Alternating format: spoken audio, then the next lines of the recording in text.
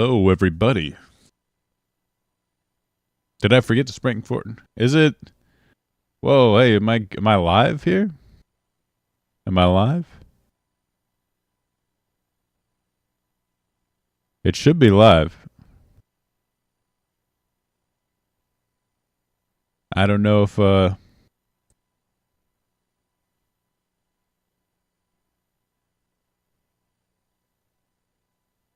Okay. Okay, are we good? Because the preview is not working too well. All right. Looks like it's working. All right. Good. Definitely don't want to be streaming for like an hour. Be like, oh, it wasn't working the entire time. No wonder. I'll start to think everyone hates me because they're not talking. Hey, good morning, X-Runner. Good to see you. Let's see. Well, I guess we'll dive right in to the topic. I hope everyone's had a good week. I've been busy playing Monster Hunter, and this one is related to Monster Hunter. So, if you're wondering why we're talking about Monster Hunter 2 weeks in a row, because I've been playing it a lot, and I've been having fun with it. So why not talk about something that I've been enjoying? That's kind of the point of the podcast. Well, talk about stuff. Actually, I'm talking about stuff that I enjoy, but I also stuff I hate about things that I enjoy. I guess would be a more accurate description. Because you always love video games, and I'm sure many people have the same experience where they love video games, but they always think like, how could this be better? You know, like, this is kind of annoying. And Monster Hunter has a lot of that, where they have systems or things like the story, which are not great, but the base game, the gameplay, the real heart of the game is very enjoyable. So that's what carries that game forward. I think it's why it sold, a gazillion. It's already sold over 6 million copies so far, in 3 days. I'm sure it's sold more than that. It's probably going to sell like 20 million copies overall. Just the most popular Monster Hunter game straight up that's ever been. And, it's... Did I enjoy Invincible? I don't think I've watched Invincible. Basically, what's the, now I lost track of what I was going to say. Yeah, they're just stuff, sometimes you enjoy it. Monster Hunter is basically, the core gameplay loop is what makes the game so enjoyable. It's what's, and they've done it so well and kept it so consistent that that it's just grown over the years. It started kind of as a niche, really a real niche like game, like on the Game Boy, like PlayStation, or it switched over like the DS. That's when I started getting into it, and then sort of like kind of carried on. I think it really started exploding more as it went on to PC with Worlds. Rise was sort of Switch exclusive, then eventually PC. And now, this might have been the first time ever that they simultaneously released it. PlayStation, PC. I think it might have been on Xbox as well. Like just all of the systems. And now, insane sales numbers. So I think that might be the way they do it going forward. But today we want to, by the way, good morning, Santiago. What I want to talk about today is this tweet that's been on the screen for a while. This is from this guy called Lutranus. And he's talking about, oh, you're just a fake. Got it. Bye-bye.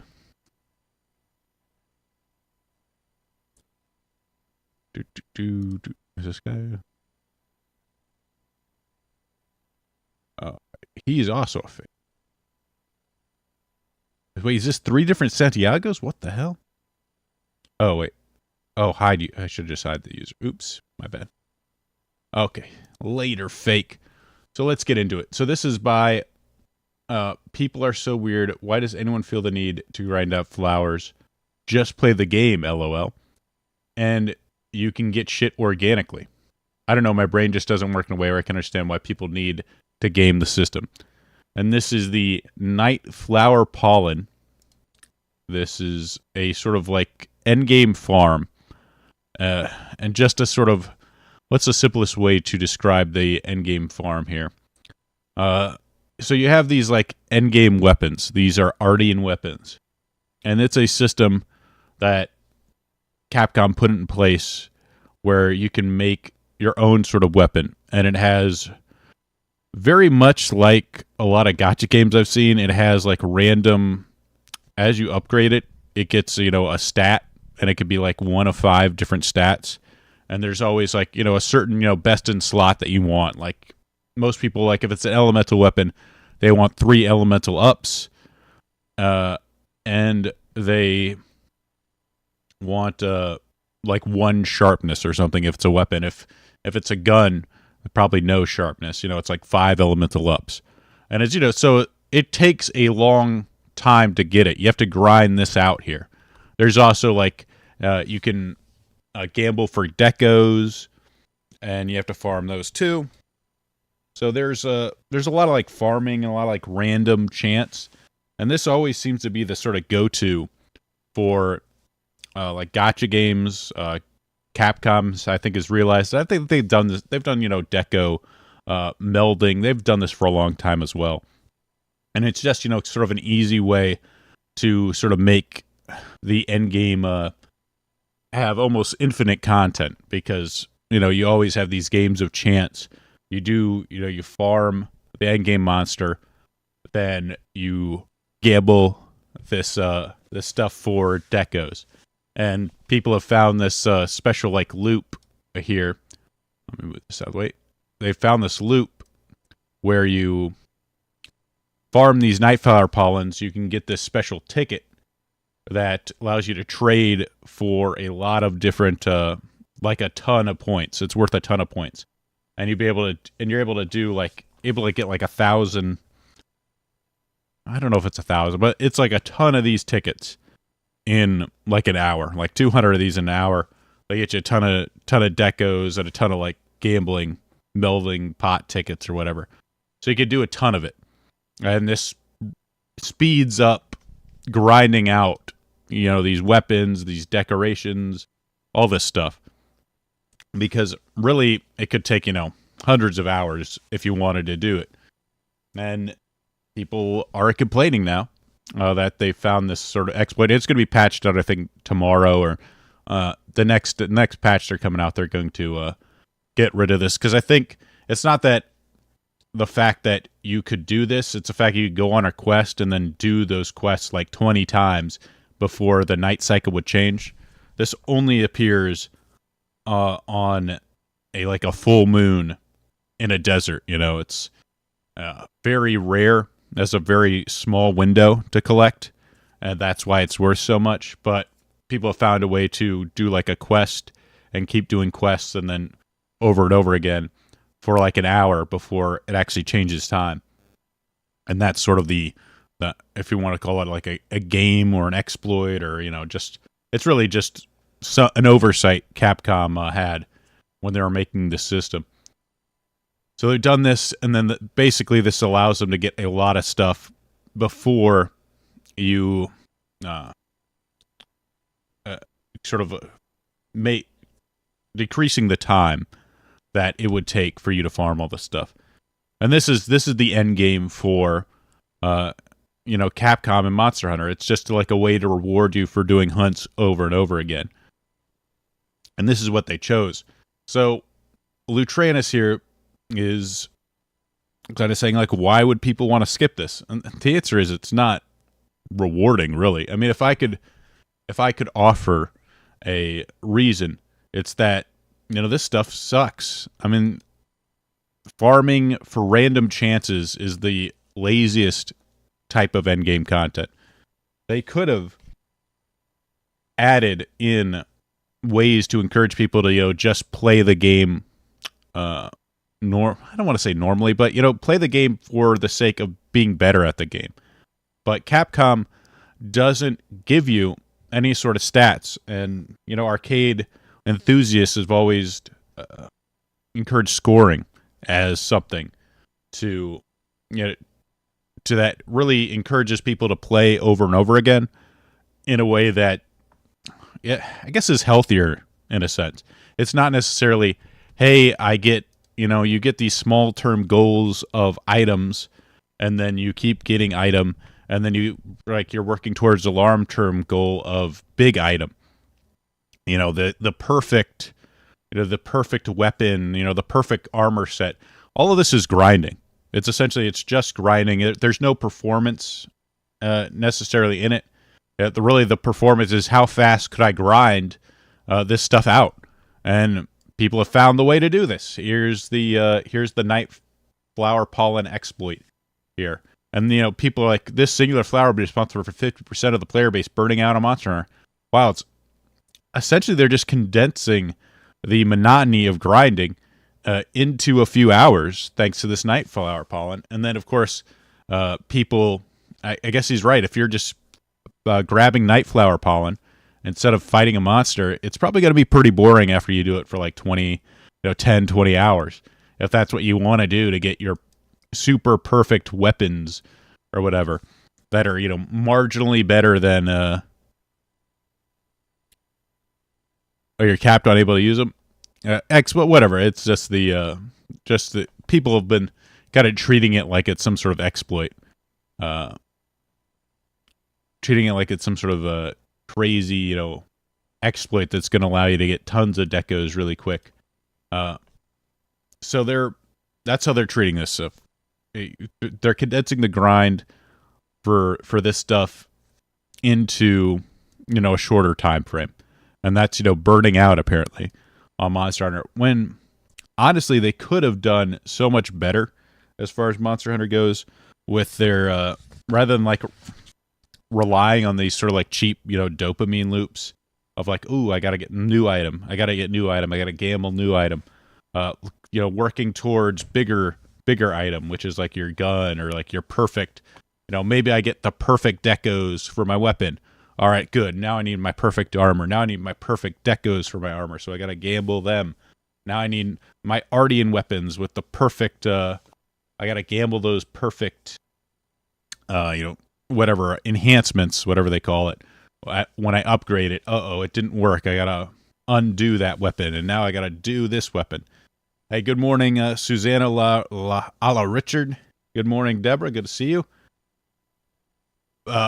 So there is ways they could have done that much better, and people have done.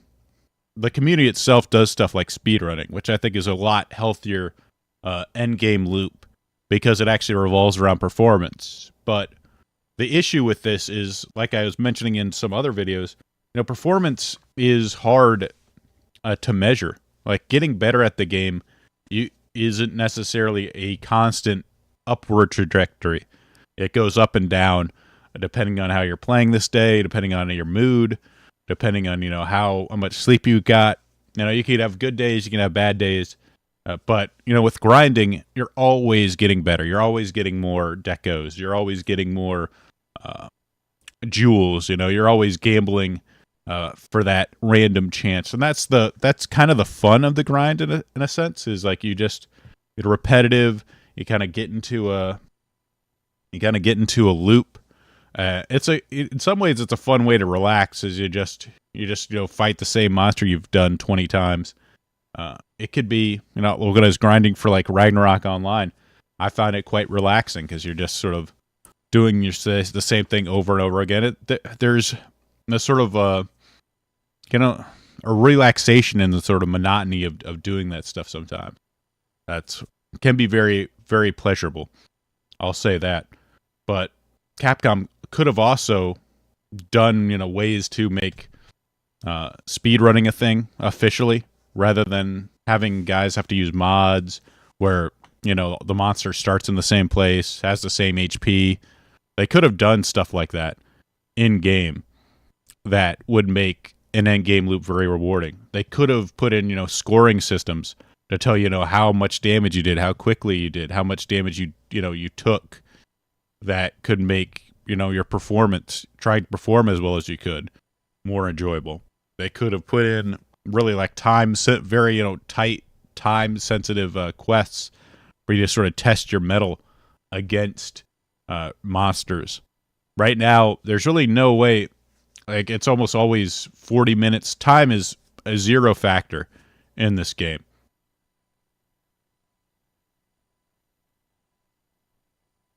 Yeah, balance the grind to make it rewarding. Still waking up, by the way. Yeah, I think. I mean, it's not just you can have the grind too. I just think you need to have a. You also need to put in an endgame loop that rewards performance too. It shouldn't just be about collecting items and the RPG mechanics. There's also because Monster Hunter is also an action game. It's not just RPG. I mean, improving. One of the great things has been getting better weapons, getting better armor. It's very enjoyable. But there's also that performance aspect, and I think Capcom needs to focus in on that as well. I think they're missing a really good opportunity to make their end game better by encouraging people to focus on performance. Where getting better at the game, being better at fighting monsters is something that they can encourage through systems like trying to make, like I said, like speedrunning is one that obviously has been very popular. It focuses strictly on performance. How quickly can I kill this monster? Or I mean, they could even like have like standardized gear for that. Or even because I mean, like the question is, like how much does your gems and your gear take to how big is that a factor in what you do? And of course, you had the issue with Elon and Diablo 4 where he was getting top times with a pilot character. I don't necessarily think he could do that in Monster Hunter because the action requires enough skill and mechanical input that it kind of overcomes some of the stat based damage. But it's still there's ways they could do it to make speedrunning a thing. There's ways that, like I said, through scoring systems or some sort of metric performance metrics they could put in that would encourage you to get better at the game, take less damage or kill the monster quicker. That could be rewarding as well. It actually reward players for their skill rather than just their ability to acquire items. Is something that I think every game should do, especially a game that's again action oriented. If it's like an RPG, maybe stats are the only thing that really matters is stats and how to use it. If it gets turn based, then your decisions become incredibly important. But for an action game, how you perform is a very rewarding way to no, that's not the right word. It rewards long term play, and that's sort of my thoughts on it. A way to that way an exploit necessarily wouldn't be an issue, or this people sort of gaming the system and maybe getting the grind, shortening the grind that they need to do. Because right now, like this person's trying to say like, oh no, they don't want to get it organically, so they're gonna burn out and they're gonna miss the fun of fighting the same monster, like 100 times, or what is fun about that? Is it fun to fight the same monster 100 times? It could be, if you want to be able to fight, or you want to be as good at fighting said monster as possible. If you want to have specific gear, like really dial in your gear and clear it as quickly as you can. Really know how to dodge and counter every possible attack. If it is about performance, then that can be very rewarding. But if you don't have anything in there to reward that performance, then what's the point? I guess the only like in-game reason to kill the monster as fast as possible, or kill it as smoothly as possible, is simply to get the decos and the items. It's just the grind itself. So why wouldn't they just figure, well, I don't need to fight monsters. I could just grind, Nightflower pollen. I could just grind something else. That's far quicker. Why not do that instead of fight monsters? We say it's not as fun, but if the reward in the end is just getting better items, then why not? That's sort of my thought on it. That they really should consider putting in something into their loop that encourages good gameplay, or encourages people to be as good at the game as possible. Reward performance based gameplay. But that is very complicated. It is very hard. And I think this is ultimately easier to do, is to have these sort of like dopamine loops where you're gambling items, you're collecting items to see if you got the right item. And in a way, like acquiring items is almost a gamble too, because you don't necessarily get the exact item you want. So having these goals, small goals and long-term goals, it's just easier, is what it boils down to. Because I mean, like, if it's performance based too, are you just going to reward whatever weapon they're going to use? If one weapon's better than the others, does that become the only weapon you really should use if you want to play the game as optimally as possible? There's a lot of work to be done for that too. So it's not as easy as it looks. So I'm sort of saying this, but at the same time, it would require a lot of work. But I think Capcom could do this, and they've done it in other games like Devil May Cry, where they got ranking systems. So it's not like Capcom is one of the biggest action game companies. They have a huge history of doing stuff like this. They've made arcade games before. It's not like it's beyond their grasp to do.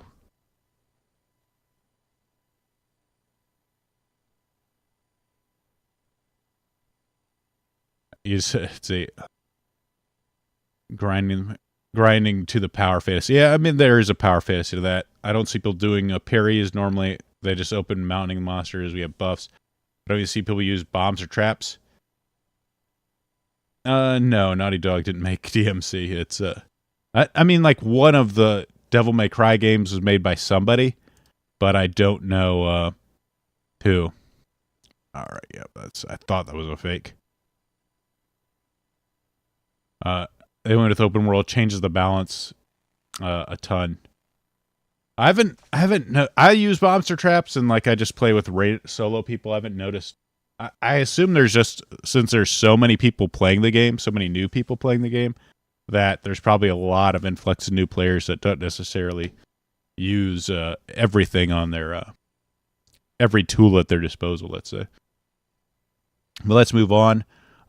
Someone has already reached, speaking of Monster Hunter and grinding, someone has already reached 9,999, which is just insane. I don't know how you get that high of HR this quickly. It's crazy. Absolutely crazy, but that's a Japanese player for you.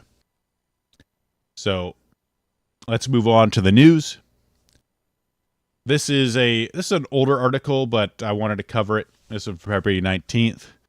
This is always this is a PC Gamer by Richard Stanton. BioWare veteran calls out cruelty of fans. The fans are very mean for celebrating layoffs. You are crossing a line. You're probably attacking the wrong person anyway. And in this gentleman here, very, very tough-looking dude here. You can tell he makes games for men. Mike Dara, a true BioWare veteran, has worked in the studio for 24 years before returning to a consultancy role to shepherd Dragon Age the Veilguard over the finishing line. Dara is now a freelancer. What's more, has been using some of his time to post YouTube videos about the company's history and the future of what he calls an unprecedented time for BioWare. BioWare, yeah, Veilguard not well received. A lot of people not happy with BioWare, as they used to kind of make some cool RPGs, but they have been making games that are more and more what's a word I want to use for this? I don't want to say woke. I don't like the word woke, but I mean, it's become more feminized. They've got a lot of let's see. It's like they put transgenders in it. They put top surgery scars and Veilguard, like a lot of this nonsense, identity politics nonsense. And a lot of like people that fell in love with their games back when it was more, just like standard RPG, male fantasies.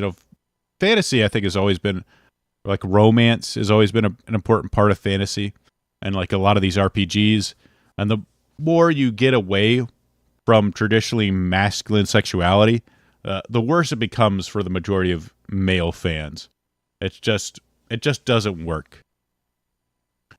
And this is why I think Veilguard is again, well, yeah, exactly. They're attacking their fans. They don't like men is the issue. That's what the problem with sort of Western creatives right now is men and male sexuality is seen as gross. Sexy representations of women. They're juvenile. It's passe. It's not something that moves the art form forward. It's bad, essentially. And this is why people don't like BioWare anymore. They don't like a lot of these studios anymore because they've embraced this stuff. Because look, your main audience is male players, and if you hate male players, then turns out they end up hating you too. What a surprise! The video is called "Your $70 doesn't buy you cruelty." Oh, you paid $70 for a game? Well, you're not allowed to hate us if it sucks, essentially. And this article, he appeals. There's always these leftist appeals to civility. Like if they're being attacked, like, oh, you're crossing the line, you're going too far. These are the people that, like, if there was a male game developer that said like an off-color comment here, sometime on Twitter, and God damn it, Billy, shut the fuck up. All right. So if like a male developer made an off-color comment, then there'd be an issue. They'd cancel this guy totally out of the industry.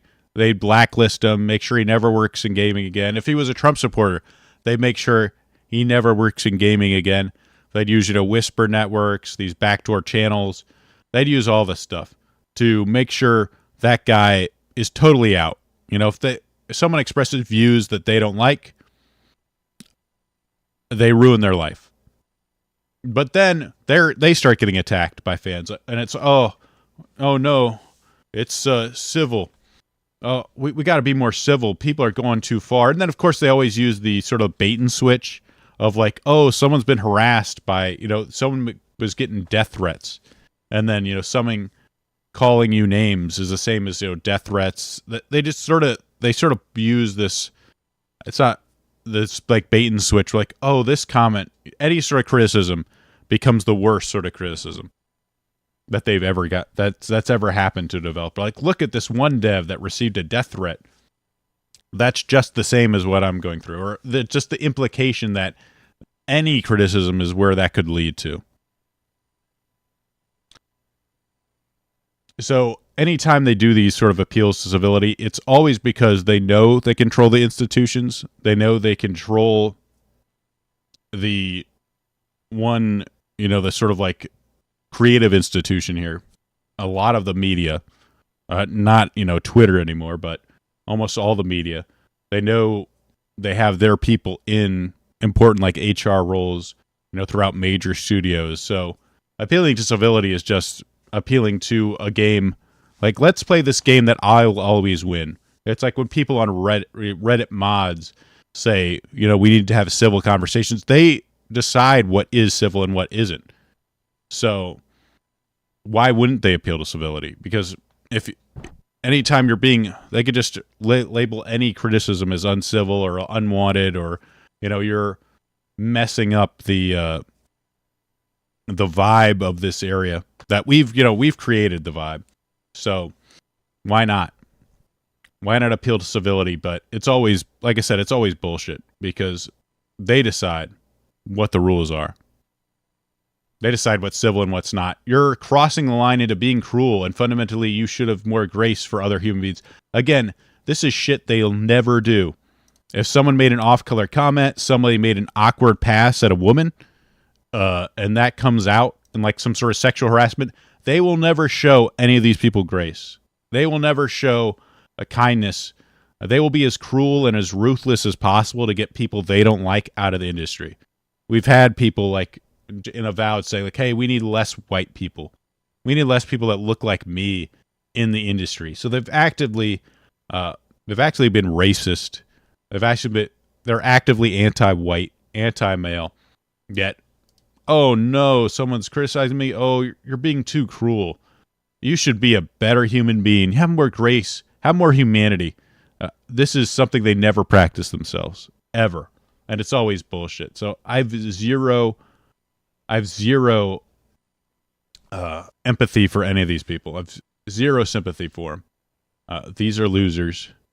I'm not necessarily glad people are being laid off, but I'm glad games, if they're going to continue to push liberal values through art, I'm going to be glad that they fail. Like if they want to continue to push bullshit to diversity that adds nothing to the game, I'm going to be happy when it fails. If they want to push, gender non-conformance and like type 1, type 2 instead of male and female, I'm going to be glad when it fails. So if they lose their job, that's just a casualty of or what's the word? It's not casualty. Collateral damage. That's it. It's just collateral damage of their ideology failing, and I'm happy to see it. It's a shame you lost your job, but if you were encouraging people this kind of crap, then oh well, I'm glad you lost your job. I mean, we don't need to be civil about it because there was never any civility and grace or empathy or humanity behind any of that stuff. Yeah, exactly. Grace for their friends, cruelty for the rest. It is bad. And then of course Notch commenting on this. Oh no, someone got their feelings hurt on the internet. Great reporting, helps out a lot. Notch, of course, made some comments about transgenders and was completely shut out from the game he made. He was literally the man behind Minecraft, and Microsoft is basically, and Mojang have basically completely shut him out. They don't want him for the anniversaries. They don't want him around for any of that stuff. This is the man behind the soul of Minecraft is just completely been sort of written out. Like some sort of like, Stalin, the old picture of Stalin where the guy has just disappeared from it. That's Minecraft now. And Notch apparently doesn't have very much sympathy for this kind of stuff because he's been on the end of this sort of, corporate blacklisting that comes with what happens when you speak out, when you have opinions that they don't like. So it was funny to see that. Someone like their feelings for anything. Great reporting. Of course, PC Gamer, again, another part of the industry that decides what is civil and what isn't. Yeah, I don't understand why I'm supposed to care about people I don't like. Exactly. People that hate. I don't understand why I'm supposed to care about people that hate me. That's always been the way. But let's move on to something a little more positive, a little more fun. Pokemon Presents came out. Again, this is a little bit older, but it's very fun. Pokemon Day was happening February 27th, the day that marks the release of, I believe it was Red and Green in Japan. So they always do a little event that day and bring out their latest and greatest Pokemon creations. Always cute animations. Thank you, Pikachu, for bringing it. I don't want to go to the whole thing since it's like 20 minutes. We don't have time for that, but let's skip over that Pokemon Concierge. Cool looking animation, but I don't really care about animation. Just the textures and stuff with the is actually Pokemon really great. guests. I guess it is. Is it stop motion? itself, I mean, the animation is really awesome. Its charm lies in the warm visuals that can be achieved only through stop-motion animation. Oh, it is stop-motion animation. And new episodes of Pokemon Concierge are in production. I always love that. They are slated for release in September. If it's like, genuine stop-motion animation, 2025. What sort of Pokemon will Haru really and Psyduck welcome as guests next? Feel like Wallace and Gromit. Take a first look at a few of the Pokemon they will meet in this motion test footage. Just look at the personality and how they move. But there's more. That is really cool. That is very cool. For a limited... But not super interested in the actual animation itself, but the technique and the style is definitely very cool. We have a March 2nd. This event can be enjoyed... Pokemon Go. I don't play it anymore. And it might get sold to Saudi Arabia, but... Maybe they sell toys. I don't know. I feels like those models would be too expensive to actually mass manufacture if they can't just, use injection molding. They got their own I just amazed the amount of Pokemon games that they have. They have like a special cafe game. They have Pokemon Masters. It's just amazing. But Pokemon Sleep. I've never played Pokemon Sleep. I'm not sure what it involves. Pokemon Unite was a thing. Or a certain number of... But we need to get to Pokemon. I do play Pokemon TCG. That's pretty cool. And that already came out. New stuff. What Lies Beyond. Scarlet and Violet still getting updates. That's pretty good. But let's... we need to get into some of the really interesting stuff I saw. This is one.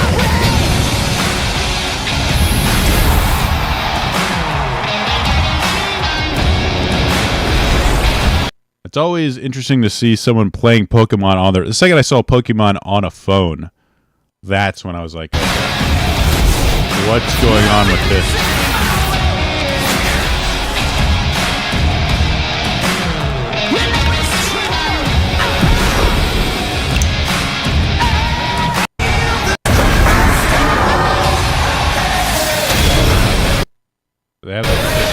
I guess they have the terrorize, or what's it? It's not terrorizing. It's something. I haven't played Scarlet and Violet, but this is obviously their mechanic. It has megas in it.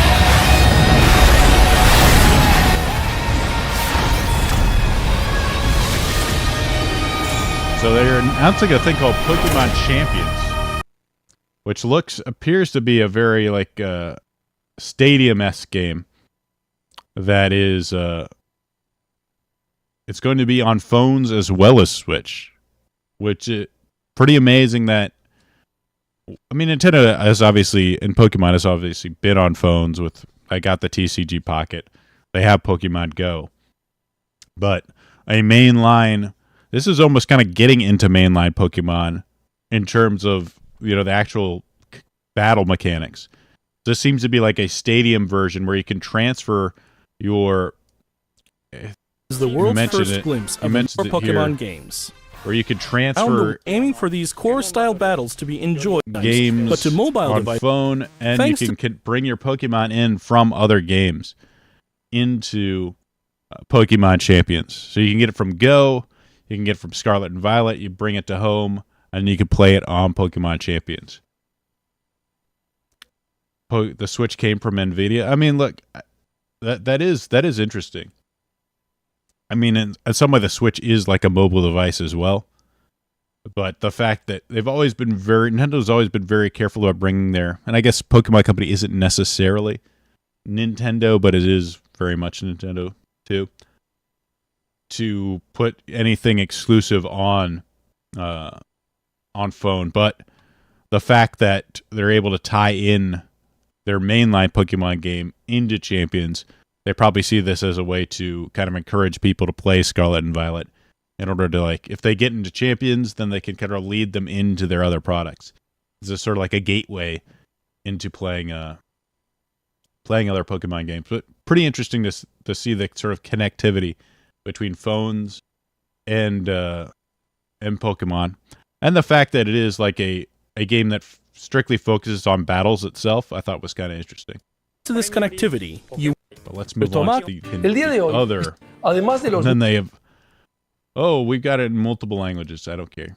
let's go to the stuff that I want to see here. The latest Legends ZA. We gotta react to this. Immediately, like, I wasn't blown away by the visuals. That was my first impression of it, but they're not bad. They're not as bad as what we've seen with the other Legends games. Of course, I haven't seen a really like long view shot. I think one of the smart things about doing it in a city is you don't like before. When it was just outdoors, you know, those mountains would look really ugly. It being in the really far in the distance, you don't really care if their textures suck. But having it up front and a bunch of buildings blocking the way, as long as these buildings look different, you know, good enough, it's still going to look okay.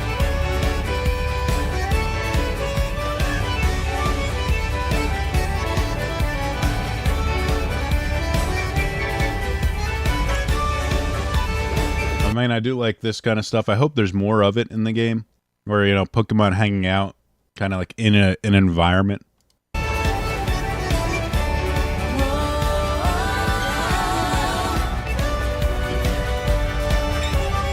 Yeah, being in a city, they have like these gates that are Pokemon zones. I'm not crazy about that. Like, there's like a wild zone and like a normal zone. I would kind of like to see it like almost seamless, but who knows if they can do that with the Nintendo Switch.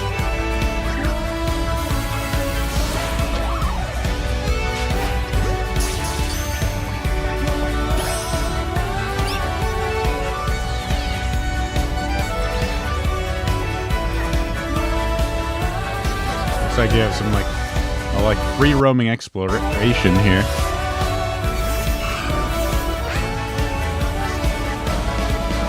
Now, this was the crazy part of the video. It seems like they've actually added in like 3D combat rather than the turn-based. I mean, maybe it's like kind of turn-based, action turn-based, but if you can see here, like when he's the Pokemon, the guy and the Pokemon are moving to avoid this attack, which is kind of crazy. And I think it really what they needed to do. It's not like this combat's going to be better than traditional Pokemon combat, but they needed to sort of like move into 3D. If they want to make a real like 3D Pokemon game, they need to kind of have 3D combat. And having this, like, yeah, you can dodge the moves and you're kind of active in it. I think that's a good way, if they want to make Legends like an alternate series, having the freedom to sort of deviate from the standard turn-based combat formula, I think is a good choice. To give people something interesting. We got Mega Evolution Gas. Showing a ton of Mega. What was the other Mega they showed? Oh, you got... I think these all been seen before. Charizard.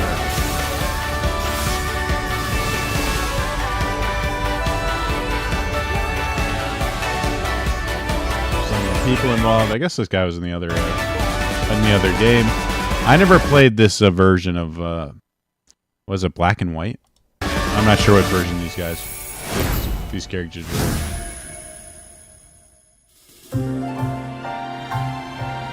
Pokemon Legends ZA is a new title in the Pokemon series. Overall, I'm pretty hyped. I'm pretty hyped for this this version. I think the new combat seems really interesting. I'm looking forward to trying that out. The graphics do seem like they're an upgrade, a definite upgrade over the other ones. Region. It's not quite. I'll have to see. You know, I'll have to see what it's like in game. There might be more to it than meets the eye. These days, Lumiose is undergoing a high-tech urban redevelopment plan to turn it into a city that people and Pokemon truly share.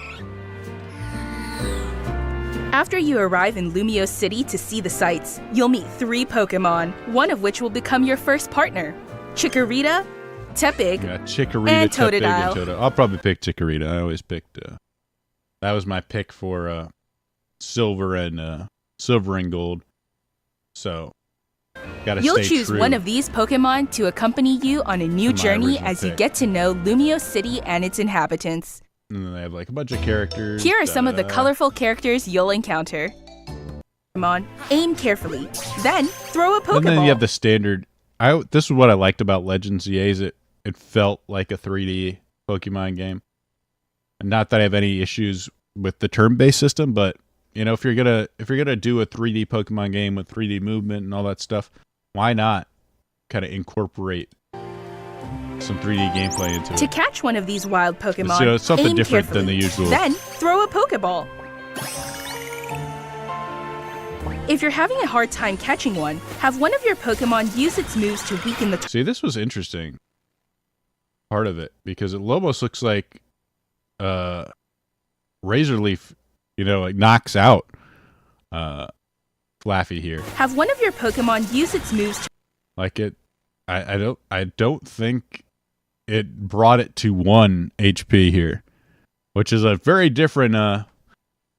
I guess maybe they figure that that's the way to quality of life fix. Like just beat the Pokemon, then try and capture the target, making it easier to catch. I don't know if that guarantees you catch it though. We'll see.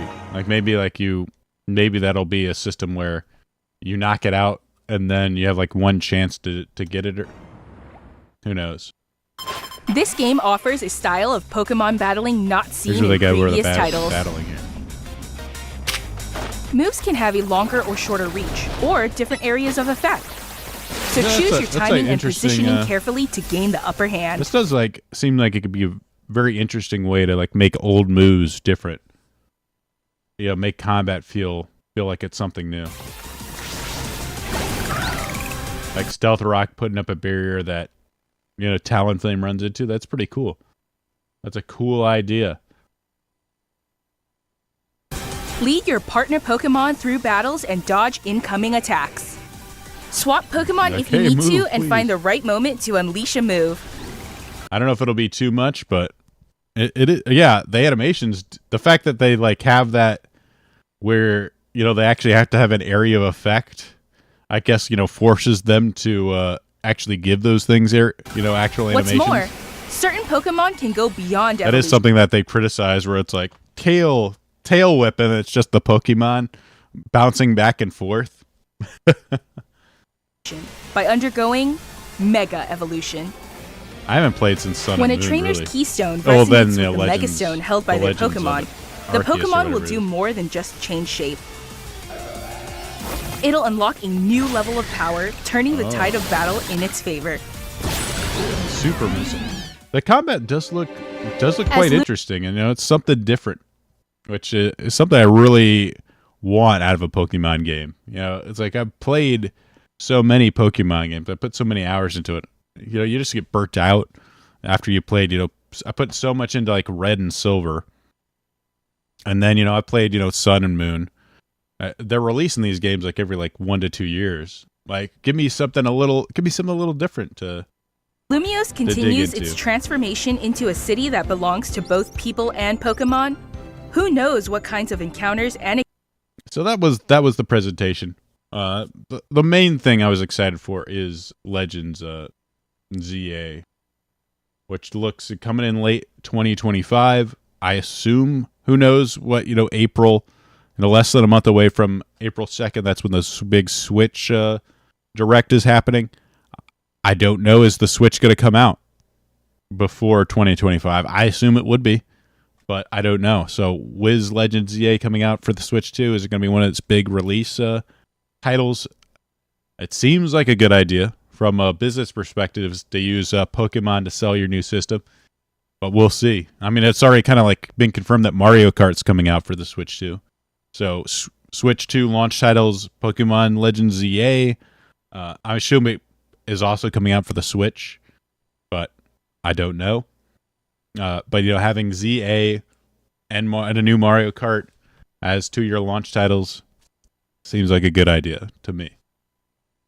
Let's just we got some other news, but considering time, I want to talk about these are games of the week, not just games. If you didn't know, Steam has this Next Fest going on right now, and one of the things that they do is they have a lot of demos. So I've had a chance to play some fun demos. Well, some of them have been fun, and kind of comment on them. So the first one is this game called Gal Guardians Servants of the Dark. And this is, if you're like an anime fan, if you're a bit of a weeb, this seems like it has some stuff for you. Also, I enjoy Castlevania. And this is a very much a very Castlevania, kind of like Symphony of the Night style game. It's like, got the pixelation, but kind of smooth animation.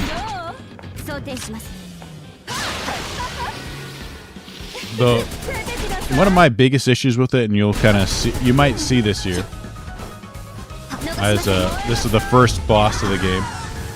Got like maids being tied up and burnt, kind of a cool atmosphere.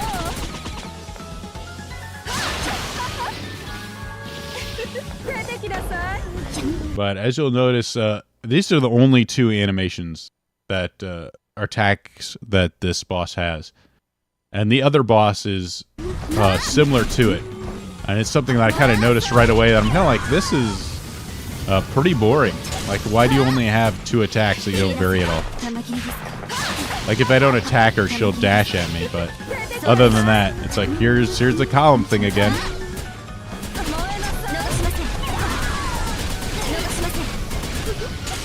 And I don't have it here, but it has these animations beyond like these little like cutscenes and artwork. They make a very good presentation for this game. And if you're like anime girls, this is definitely a game that will appeal to you in that sense.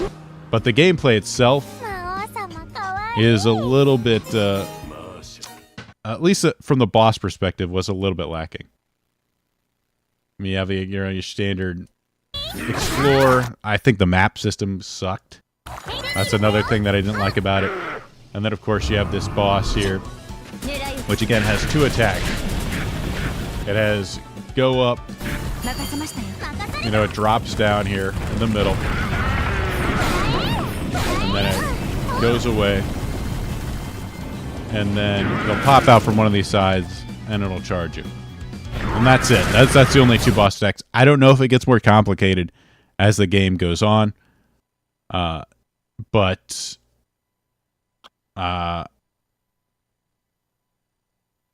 if it doesn't, I'll be a little disappointed. Because, I mean, the presentation's fun, and maybe that's enough to sort of enjoy the game. But I would also like a little bit more complicated gameplay than, at least in the boss fights especially, than just, two attack bosses. And to me, that's just going to get boring. But Gal Guardians seems to be pretty solid. At least, everything from the presentation perspective, the graphics are beautiful. I like the way the characters move and feel. That part is very, very solid. It's just the biggest sticking point here was the bosses. Like I said, having two attacks. And it just isn't, to me, it just gets a little boring. And hopefully it's something that happens in the other ones. Yeah, there was I think there was another thing that they made on sale for an initial game. I think it's another Gal Guardians, but it's an earlier game that they came out in 2023. That's Gal Guardians, Servants of Darkness by Into Creatures. The other game I played, and it is further on this video, this is a Lilac Zero. I saw some clips of this earlier on Twitter, and I thought it looked really interesting. And it does look interesting. Let me skip forward here. I just sort of kill this boss. Like, the loop itself is just boring. For the boss fights, it only has two attacks. So this is Lilac Zero. It's got a really cool filter, like, the old CTR monitors. What was really weird, and this is, I had to, like, screen cap it using my, just a monitor capture. Because if you look at this, this is it. Like, usually shmups that have this ratio will put stuff on the side so it fits in a normal screen, but this literally just has this monitor. So, like, you could see the computer, you could see my Steam overlay in the back. Like, what sense does this make?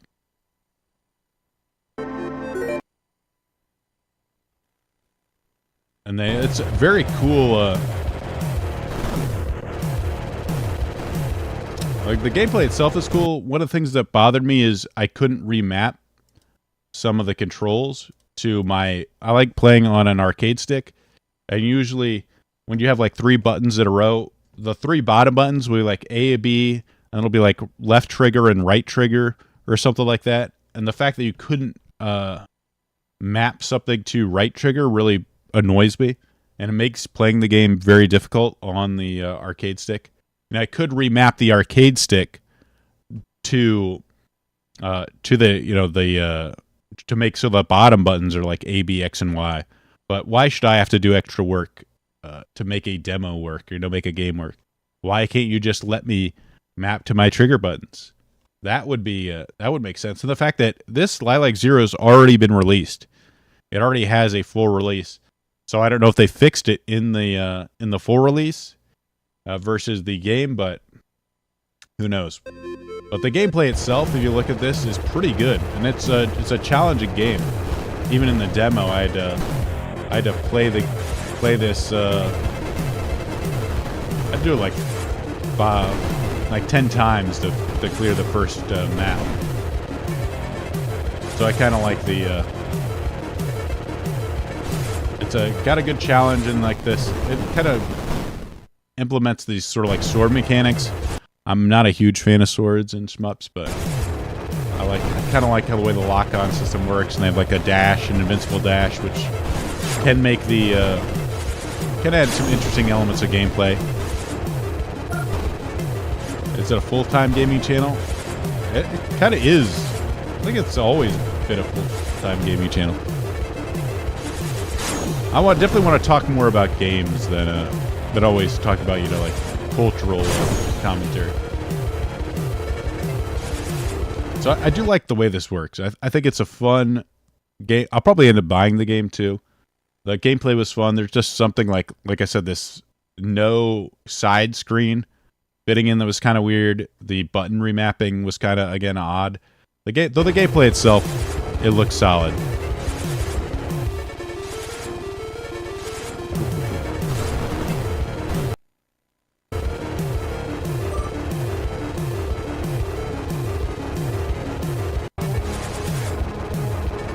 I like some of the patterns. Look, it's good. I like the graphical presentation, the retro like CTR style is very neat.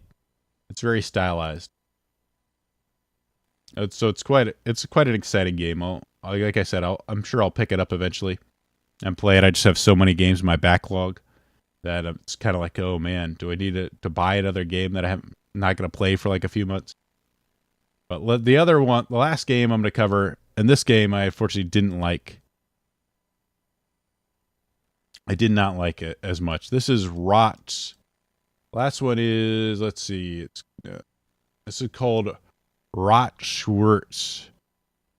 This was a game that was getting like sort of like a shoot 'em up style game, but I think really from the presentation, one of the things that bothered me, and I don't know why, instead of exit, it has wake up. The whole thing itself like looks like a college art student's like art project.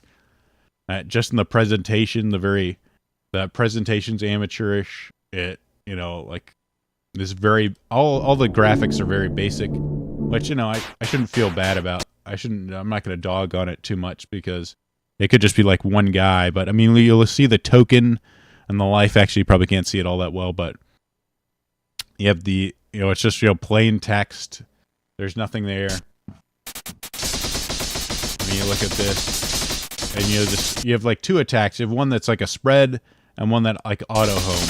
And I guess you have to decide like which is better and which one isn't, depending on the situation. Well, there's a lot of dead space right here that you're not doing anything.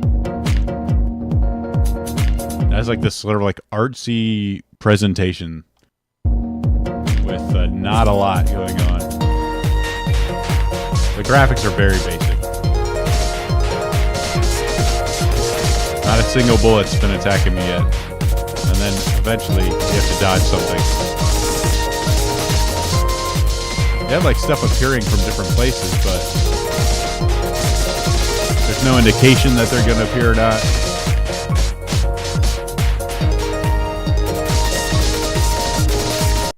A lot of these patterns are very geometrical. There's just a lot of things that I didn't click with this game on, like the stuff appearing from everywhere with no indication it's going to be there is kind of annoying. I don't get the scoring system. There's like 16 lives. I don't know why they have 16 lives.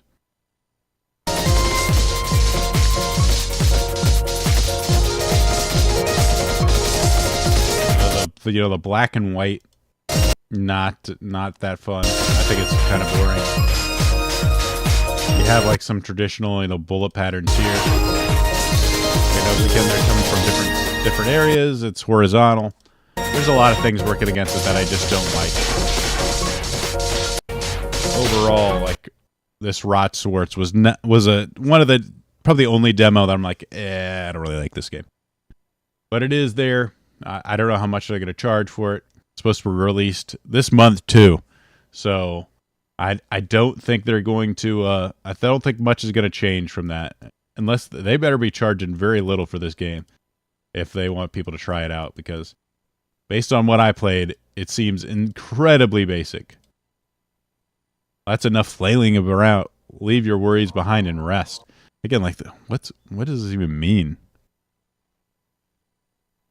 Hey, good morning, JBB. Good to see you, Zach, as well. Yeah, Rot Swartz. Probably not going to pick that one up.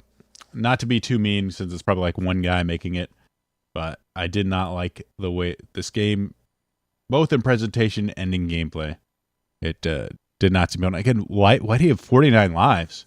Like, what's the point of a? It almost seems that it doesn't really like follow the typical shoot 'em up formula. It's like they broke out of the typical formula, but in ways that I don't think necessarily work. Some of these enemies just look like nothing.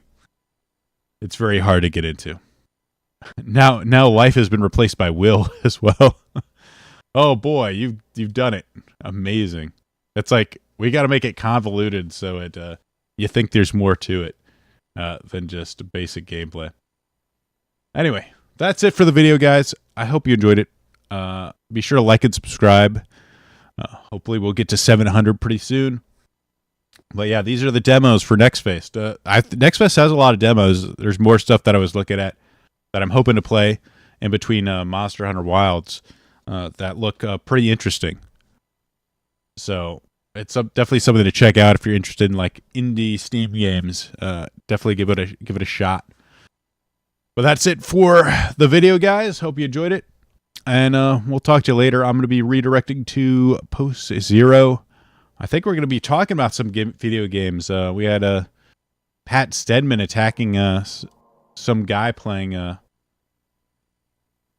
video games, saying that he could have been composing symphonies instead of playing Guitar Hero, which is laughable, but especially coming from a guy that does nothing but waste his time. This is Post Zero. Are you sedated? So we'll redirect to that, and I will see you later, guys. Thank you for watching. Bye-bye.